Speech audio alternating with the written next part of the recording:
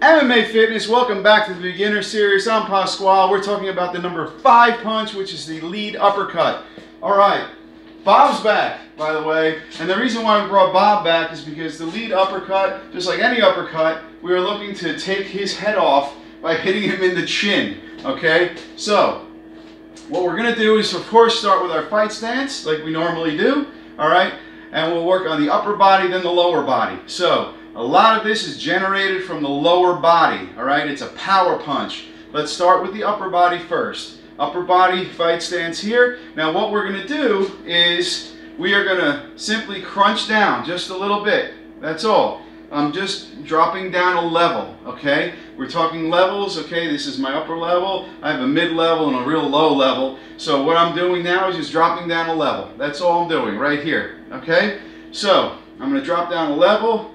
And I'm going to crunch my abs a little bit, just like I would do with a crunch on the floor, right? And that here is going to keep my core nice and tight. I have my my block up for any counters Bob might throw, because he's sneaky, this guy. And we're going to stay right here, okay? Now, the hand that's throwing the punch, we are not dropping this hand, okay? You don't throw a hook, or I'm sorry, you don't throw a uppercut from here, okay? Doesn't work. We want it nice and tight, and it's going to come up and it's going to explode out once our whole body comes up, right? It's still staying really tight with my body right now, so I'm going to crunch down here, okay? Not doing anything with this lead fist yet until I start generating the power going up from my legs.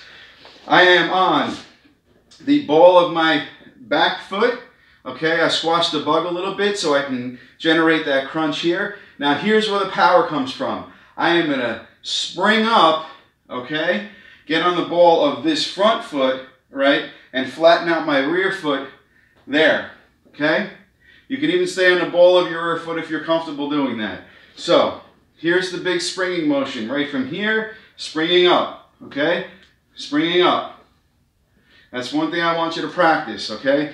So, what's going on with this hand? Where's the punch being thrown? The punch is being thrown during the springing motion, right? It's going to finally come out from being tucked in right when the springing motion is at its peak, okay? So here we are. I drop down, okay? I'm springing up, and here it comes, right up from there, okay? That's where I'm going to end up. Of course, my chin is tucked in. I have my block up, right? And I'm finally hitting Bob. I'm coming straight up his body. I'm not hitting him on the side or anything. I'm trying to generate the power right up into the middle of his chin. Okay, for technique purposes, that's what we're doing. Let's go over one more time. These are the things I want you to practice. First, fight stance, of course. Okay, drop down a level and crunch. Squash the bug on the back foot so you can get on the ball of the foot there. Okay, let me show you.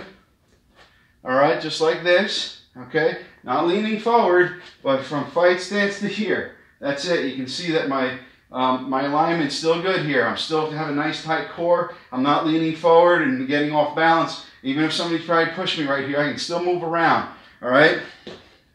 So we're gonna get our crunch. Stay tight right in here. Right. Now we're gonna spring up. This hand's gonna finally release, and that's where the punch is gonna hit. Okay. Crunch. Punch it up. Crunch. Okay, this is the motion I want you to keep practicing, okay? Practice that number 5. We're going to move on to number 6. It's very similar. I will see you there.